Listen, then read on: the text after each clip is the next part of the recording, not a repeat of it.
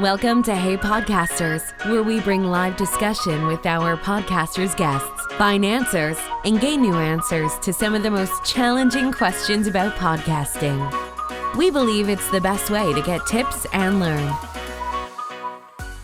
Hello, everyone. Margo Lovett here, back again with another fabulous podcaster. You know, all the month of September, we are celebrating podcasters. And from Canada, I have Sherley Joseph, and she is one of the I'll call her the co-founder, the sidecar driver, or whatever. She is doing, her and her partner doing big things there in Canada with ChoNilla podcast. Did I pronounce that right? And we went over it a million times. I know, ChoNilla podcast. I know. Or like Americans like to say ChoNilla because they say chocolate. Yeah.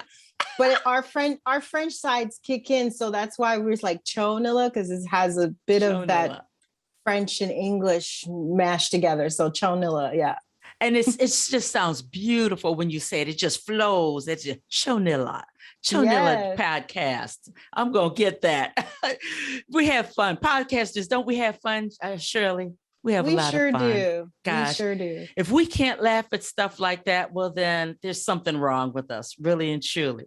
That's like the bane, like the depth of our podcast. It's about always finding the funny in everything. Wow. And you guys tackle current events. So it's hard to find something funny sometimes, but you have a way of doing that, correct? Correct. Wow. When needed, right? Ooh, and don't we need it these days? I've had to turn off the television. I really have. But this time is all about you. So Shirley, tell us all about your podcast. Who are you co-hosting with? I know this is going to be good. And then we'll circle on back around to something else that you're doing there in Canada that's really bringing podcasters together. Mm-hmm. Well, our show ChoNilla started back in 2010, actually. My background is in radio broadcasting. And I always say in my stories is that, you know, when my friends were playing with Barbie, I was pretending to be a radio host. Wow. So my parents are of Haitian descent. Like my parents are from Haiti.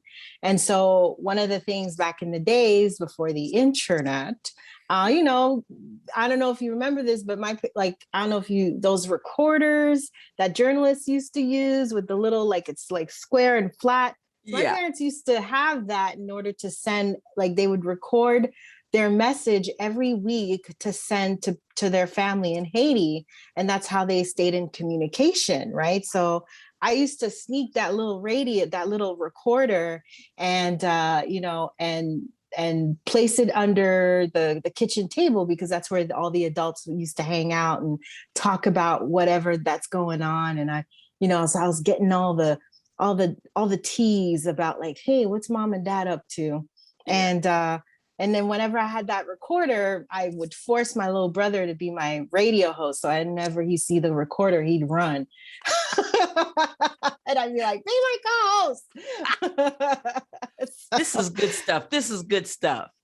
Wow. So I've always had a fascination for broadcasting, I grew up where when you're first generation immigrant, your parents tend to, I know for me, and I know a lot of kids who of Caribbean descent, a lot of us are like that in Canada. A lot of us don't have deep roots in Canada. We were probably like second generation. But I'm part of the first. And so our parents are on survival mode. They're always constantly working and communicating, especially back in the days. Our parents' generation didn't raise us where it's like you have a say as a kid. It's like I'm the parent, you are the child, and that's that, right? So like mind your business kind of thing. And I'm a kid who always asks why. Well, why? And so I never got the why. So I figured, you know what? I'm gonna tape. I'm gonna record and get my whys. So I placed that little tape recorder on the table, and I was just like, let's see what they talked about. What business are they up to? That kind of thing. And I was raised on television really because my parents were running a business or had a job, like or sometimes doing both, running a business and had a job. So I was very occupied by television and radio. I loved. And, people that I love, like Christina Amanpour is like a hero of mine. I just love her style of journalism, but like, it's funny, I'm a mesh of, which is very interesting when I think in hindsight, of that investigative reporter, like is Christina Amanpour, that relatable, getting to the depth of the conversation, like emotional side, like Oprah, but also mixed with Howard Stern. That's like my three. Like that's how I always study those three. And yeah, so then I went to radio broadcasting at Humber College, and life kind of kicked in, and I left it. I didn't follow through because I didn't want to move to a small little town way up north, and then find my way back down to, Toronto or Montreal or Vancouver, any of these big cities. I wasn't willing to sacrifice. And then at the time too, when I was in the program, a lot of times it was like about who and I didn't really put myself out there, and I didn't really know anybody. So life kind of just happened. And right out of college, I had my son and just had a job. And then while I was working, I'd say around 2007, I was working for a collection company in St. Catharines. And that year I kept winning things. It was a lucky year. And one of the things that I won was an iPod Nano that changed my whole life. And I remember, like, I always loved gadget. Since I was 8, 10 years old, I was the gadget girl of my family. My parents would give me, hey, I have a new stereo, figure it out, put it together. Hey, I have a microwave. When the microwave was introduced, now I'm showing my age. Hey, figure it out, put it together. I was always that kid that my parents were like, give me all the tech and I would figure it out and put it together for them. So I always had a love for tech. I always had a knack for technology, and I love broadcasting. So funny, like iPad Nano kind of like brought those two love of technology and broadcasting. And I remember going through the iPod Nano, and I would like just kind of understand how to use it and look at everything. Any new gadget, I want to know every aspect of how to use it. And I ran into this thing called podcasts, and I was like, what is this? And I clicked on it, and I discovered at the time, it was predominantly comedians who were hosting podcasts. And I was like, what is this? This is completely like no rules, no holds barred, complete opposite from my education in radio broadcasting, where it's very timed and very like in a box. And you could say whatever you want. I was just fascinated by it.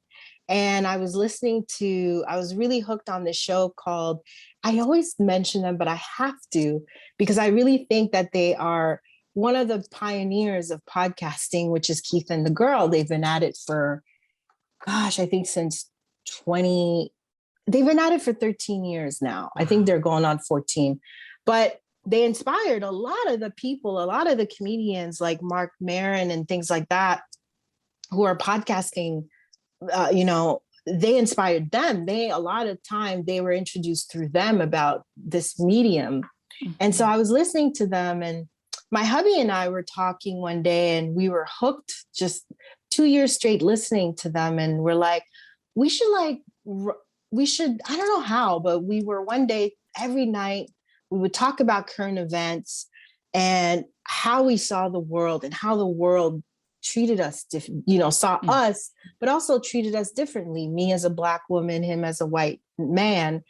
And we were like, we had similarities in perspective, but it was also interesting on how we saw things differently from our lenses, from our experiences, and from how we identify in our culture, right? And so we were always be fascinated by that. And one day we're like, you think other interracial couple talk like us, like think like us? One of the biggest things that we found that was very different back then is, this idea of I don't see color. We never agreed with that. We always came from the frame of you have to see color, especially in an interracial relationship. It's important to see and acknowledge the color because that's part of who I am. That's part of who, you can't ignore that fact. And you got to understand all the intricacies, the beauty, the plight, everything about me being a Black woman. So it was we never subscribed to this idea when every interracial couple at the time were subscribing to, I don't see color. And we were like, no, you need to see color, and love embraces differences. Yes. And so we really thought, let's write a blog to really convey that. We'll interview or we'll send a questionnaire for interracial couples. We call them ChoNilla couples. And let's see if we can create something like that, a blog. And then when we started looking into, doing a bit of research into what name should we go for and things like that. And we came up with the name ChoNilla because it's a portmanteau of chocolate and vanilla. Yes. And so we were like, let's create a blog. But then as we were looking into it, we started getting the name and all that stuff. We're like, we're not writers.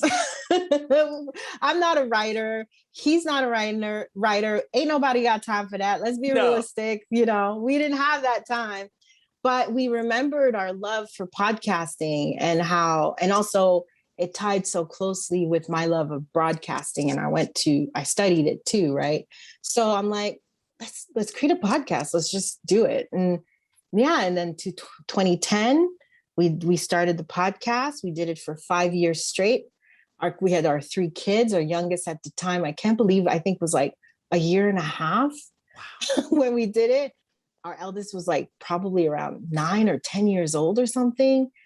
And then we did it for 5 years straight, every single week. 1 or 2 years, we even did 5 times a week, 5 days. Yeah, that was insane. And then we stopped. After 5 years, we burned out. Mm-hmm. We pod burned, and we just completely stopped. And now I think around January of 2020, we did, with everything that was going on, we just had, I don't know, we just felt this need to come back, not necessarily based on what was happening, but it was just with our kids were older, our relationship was better, and that's one thing we've always been honest with our audience from the jump. We're like, if you don't hear from us, it's either because a lot of family things are happening or we're going through it as a couple. But regardless, we're always going to come back. And we kept that promise. It took us 4 years, but we're back in full force. And not only are we're back, but we gathered up a lot of people that we knew, friends that podcast, and that we really love and what they do. And we're like, hey, why don't we come together as a collective and just, help each other, and just through the ChoNilla podcast train that we help bring attention. We'll, provide you a space to, do whatever you want and say whatever you want, as long as it matches with our brand. And that's what we did. Then we created the ChoNilla Netwook, and here we are. A safe place, a professional place for podcasters. Oh my goodness. When you are a new podcaster, you're really looking for something like that, that kind of a covering over your head type of thing. 5 years solid. Oh, you guys have a deep footprint. Oh my goodness. Yeah. Kudos. I applaud you all. And thank you. You did good, because I don't know, 5 days and you have kids too. It's like going through that stretch. I think I would have faded real quick. Yeah, I'm surprised we lasted for 5 years, to tell you the truth. But I think what helped us last is because, and I think that's one of the biggest catalysts why we created the network, we couldn't do it without amazing fellow podcasters as well. Like when we were out, there was not that many couples that look like us that podcast, but also not a lot of Black podcasters compared to today.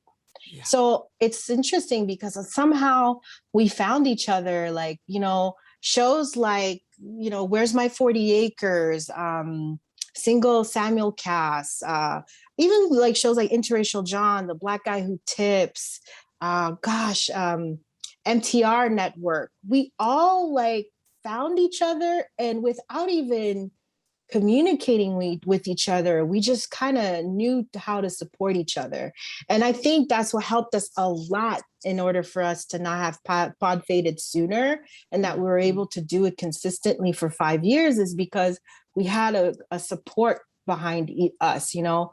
And with that support, if one show we knew goes live on Tuesdays, the other shows took that in consideration and didn't go live on that day. So that way that show shined. And we would be on each other's podcasts. So it's interesting to see like how we never discussed it, but we just kind of knew, and we just knew how to support each other. And so we shared each other's audience. We would, you know, say, hey, I was listening to this, you know, to Where's My 40 Acres the other day. And, you know, this show host said this and this and this. And we would hear other shows and be like, hey, I was listening to ChoNilla and they said this and this and this, go check them out. Like, so that was extremely helpful to have, not only having that backing, having that community surrounding your podcast with fellow podcasters was really huge for us. That's lesson.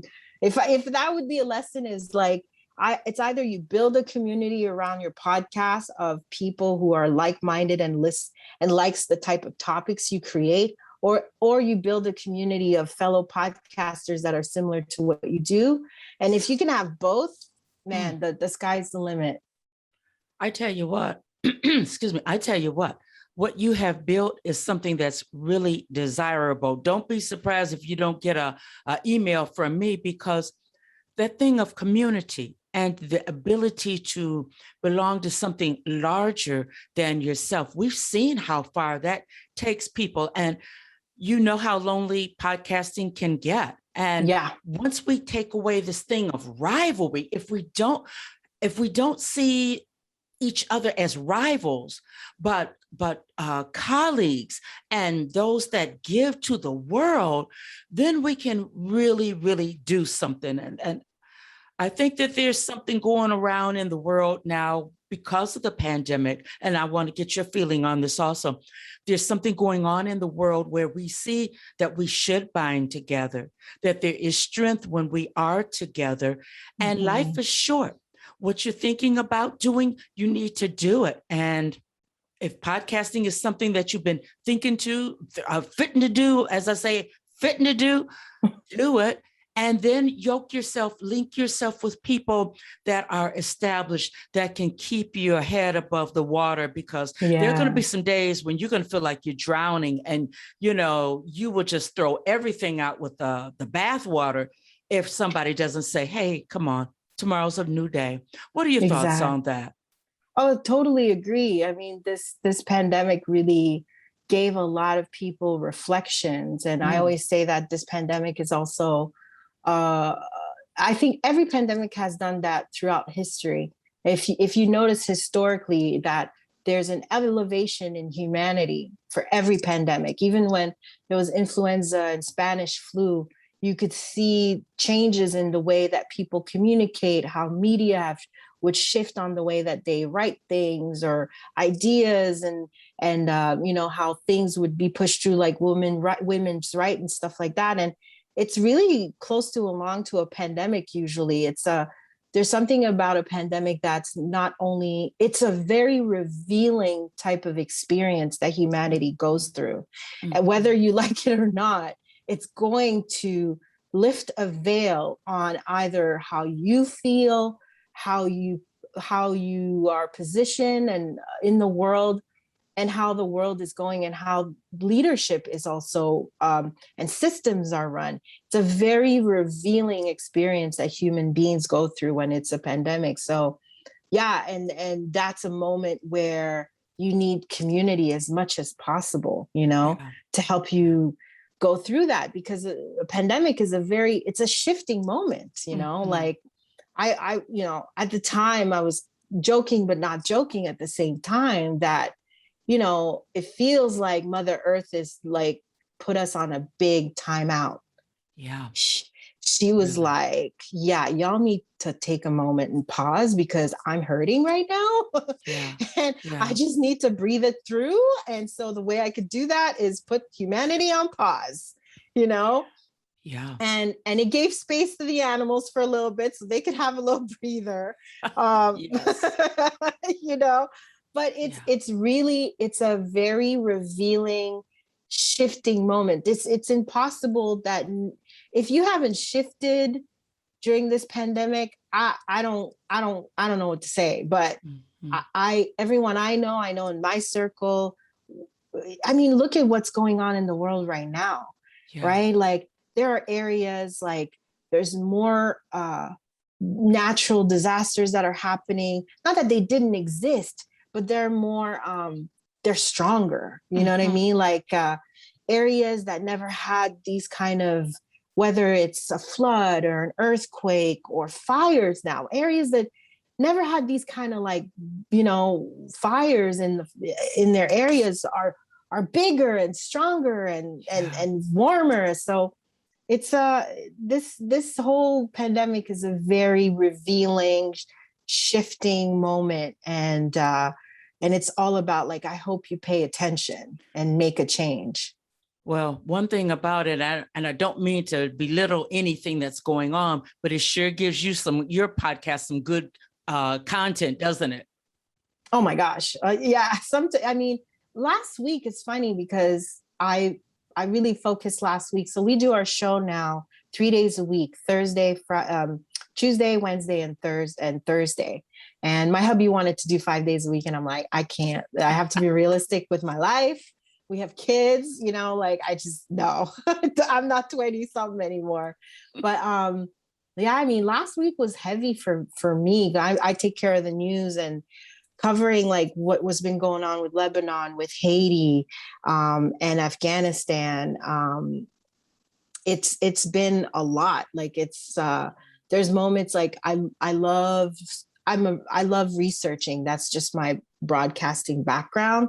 But sometimes like there's some days it's like, it's like, do I want to talk about that? And then I try to find a way to kind of, and I was telling you earlier, like we always try to find the funny in obviously with respect, like if it doesn't fit. But for us, that's what we believe in our whole ChoNilla Netwook collective. It's creating content, creating podcasts that makes you laugh, laugh, think, and learn is the biggest thing for us. That's what's important for us. And if you could do all three in your podcasts, for us, for the network, great. But even one, it goes a long way. And I know that this pandemic has, podcasters for sure has helped so many people, especially when, I was reading this article on how there are people who feels like their podcasters their favorite podcasters are their friends, to the point that it's created for them to, when we were going through quarantine or where we had to like lockdown, that isolation can be tough if you're a single person or if you lost a lot of people in your family. And I know that a lot of podcasts may not know even how many lives that they must have saved just by coming on, just by turning on their mic during the pandemic. So it's important what we do. It is. That revelation came to me also, Shirley, about us being friends and to people, and people we will never know how we've impacted them. but it wasn't just the television and it wasn't just the radio. We do know that podcasters brought people through. And my take on all of this is that we know that we influence people because a gazillion of people jumped up and became podcasters. Excuse me. Went to pod fade because, you know, when you're not set up correctly and you just impulsively do something, then sometimes it will crumble. But what you're saying is exactly right. We have set the standard, and I don't think we'll ever go back. I think that bar will always be pushed where people will look for podcasters because they're inviting us into their space. So yeah, absolutely. Point. I mean, this pandemic has created for me, I didn't even think of starting a podcast production company, but I was so inundated from April 2020 till all the way to August with constant questions about how do I start a podcast? What do I need? It was my hubby who said, you need to stop doing this for free and like make something out of this, because it's taking you away from the network. And there's obviously a need, right? And I mean, a lot of my friends who are digital strategists, we've been all busy. If you've done anything tech, we've been using Zoom, as you know, before the pandemic, right? And it was interesting to see, like, even people like, I was watching like Jimmy Fallon, and he's like, oh, this thing called Zoom. And I'm like, really? Where have you been? Yeah.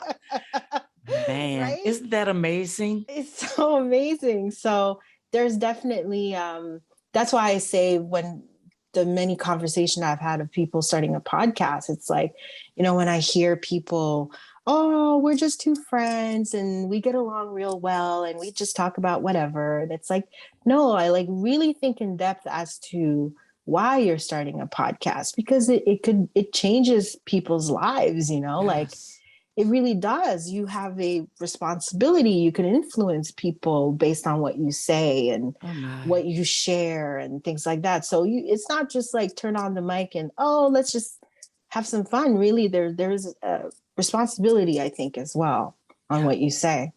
I agree.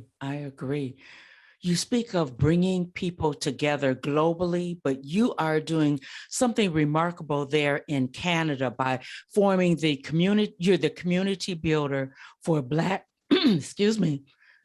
Canadian content creators, Black Canadian content creators. I want to hear all about that because you talked about how people you all just kind of migrated and knit together kind of organically. So take us inside this community. Well, during my hiatus during those 4 years, like for me, podcasting is not just like something fun and I just adore and love to do, but it's my therapy as well. You know, like it's really helped me discover a lot of aspect of who I am, and it's my therapy.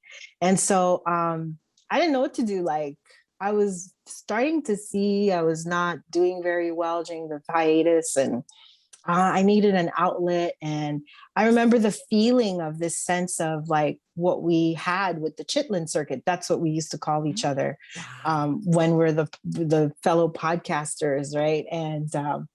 And I was like, I really love that feeling. And when we were starting to think to come back to ChoNilla, we're just kind of like talking about it, and we're like, oh, we'd invite, like, let's have more of a folk Canadian focus, because when we started, I was very strategic not to let people know we were from Canada, because there was this weird stigma that people thought Canadians are boring. I don't know why.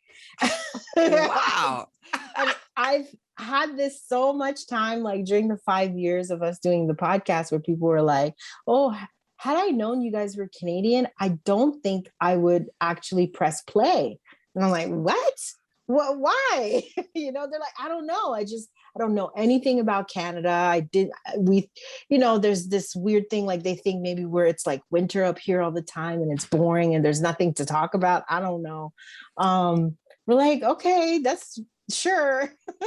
So when we were like, hey, we've really built a great audience, and the majority of our audience are still American, but we wanted to solidify that, hey, from all this work, that we are Canadian, and it's so interesting too, because when we started ChoNilla, we were like, let's not talk too much about like Canadian news and stuff like that. And it was our audience members who are predominantly American who were like, no, tell us more about what's going on up here, because we hardly get any news about what's happening in Canada. I was like, really? Okay. And so I think with that thought, I was like, this would be a great way for more Americans to know about like funny comedians in Canada that we know. And that at the time we were living in Montreal. And so when we started thinking about inviting more guests and either comedians or fellow podcasters or creatives that are here, I was finding it very difficult to find us. It was very frustrating. And I was like, I really love what we did with the Chitlin Circuit, and I want to bring that to Canada. I want to bring the sense for other Canadians to find each other. And at first it was like almost like a symbiotic of selfish and not selfish at the same time, of building this so that way it's easy for me to find cool people to be on the show. But then from there, it was like, no, there's really this need for people to mostly for Black Canadians to find each other. And so I created the Facebook page, Black Canadian Content Creators, as a group, actually, not a page, but as a group. And now we're like 330 strong. And it's just really a space for people to share, like, hey, do you know a photographer? Or, hey, here's my latest podcast episode, or here's my latest blog, or, you know what I mean? Like, for a space for people to share their content. And I was like, you know what? Let me take all of my mistakes, basically all the mistakes that I've done with ChoNilla in the past and what I learned on how to do it better. And I created the podcast around it too, as a way to highlight amazing Canadians. And so it's not just podcasters that are there. We have bloggers, photographers, videographers, authors, writers, YouTubers, like really content creators, mainly who create digitally, to help them highlight. So I was like, okay, let me build a space first, and then once the community is built, I'll create the podcast to really help elevate their message or who they are. And hopefully the world will listen to it and, discover, because of that same mind frame of what I was told, like, oh, had I known you were Canadian, I wouldn't have paid attention. And I also wanted to change this narrative, that narrative that, no, we create really interesting stuff. It's just a lot of the time, the world don't find out we're Canadian unless we reach a certain level, like Lily Singh or Drake or The Weeknd. And I was frustrated by that. I was like, why do we have to get to that level of public figuredom for people to discover not only we're creating great things, but also we're Canadian, right? Yeah. So I wanted to change that. So that's why I wanted to create, I created the podcast, so that way you don't have to wait until someone becomes a Drake to discover, like, oh, this is good music. Do you know what I mean? And you could start to get to know them while they're on their come up, while they're building their brands, or while they're creating whatever that they're creating. So that's what Black Canadian Content Creators is all about.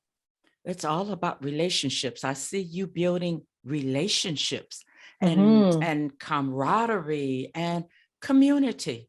That's what I see you doing. Yeah. Wow.